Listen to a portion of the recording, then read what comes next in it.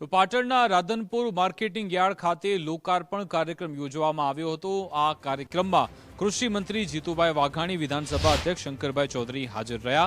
Banas bank અને ખેડૂત ભવનનું લોકાર્પણ સમારોહ યોજાયો હતો। કરોડોના ખર્ચે તૈયાર થયેલા નવા કાર્યાલય ભવનમાં તમામ સુવિધા છે। આધુનિક ઓક્શન શેડ, ખેડૂત આરામ ગૃહનું પણ લોકાર્પણ। બનાસ બેંકની નવી શાખાથી ખેડૂતોને તમામ સુવિધા મળશે। મોટી સંખ્યામાં ખેડૂતો, વેપારીઓ, સહકારી આગેવાનો હાજર રહ્યા। ખેડૂતો માટેની યોજનામાં સહાયમાં વધારો કરાયો।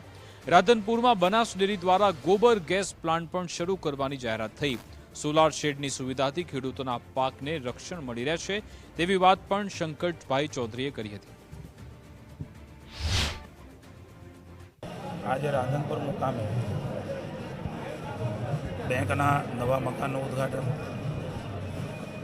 यार्डना नवा कार्यालय उद्घाटन, एक नवो ऑक्शन खेडूतो माटे एनी खेत पेदाशों करी शके एना माटे शेडનું ઉદ્ઘાટન અને લોકાર્પણ સાથે સાથે ખેડૂતોના આરામ ગૃહ એમના લોકાર્પણ પ્રસંગે આજે શંકરભાઈ ચૌધરી માનનીય અધ્યક્ષશ્રી અને એશિયાની સૌથી મોટી ડેરી બનાસ ડેરીના ચેરમેન અને ધરતીપુત્ર કિસાન પુત્રની સાથે ગઈકાલથી જ અમારા લવિંગજી ધારાસભ્યશ્રી પણ આનંદપૂર્ણ છે, સમગ્ર વિસ્તારમાં ફરી રહ્યો છે।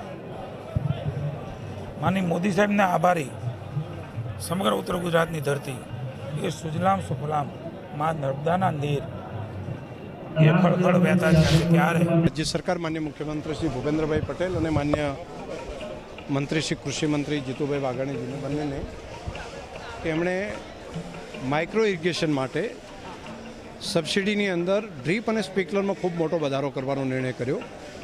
ખાસ કરીને જ્યાં પાણીની અછત છે એ વિસ્તાર માટે આશીર્વાદરૂપ સાબિત થશે। અને બીજું, જમીનનો ક્ષાર જે ઉપર આવે છે ઇરિગેશનને કારણે એ પણ આ ડ્રીપના કારણે કરીને બહુ સારું થશે।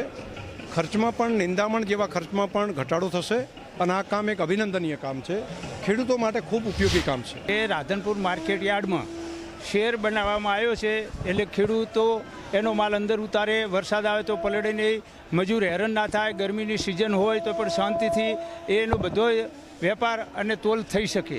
જે આ ખેડૂતોને મોટી રાહત થાય અને શાંતિથી ઉતારે એમણે હોવા માટે બનાવ્યું છે આરામ ગૃહ વત્તા બનાસ બેંકનું ઉદ્ઘાટન છે। તો પણ ખેડૂતને અને વેપારીને બનાસ બેંકમાં હોય તો બારે પૈસા લેવા માટે જવું ના પડે અને બધું છે એ બહુ સારામાં સારી સગવડ થઈ છે।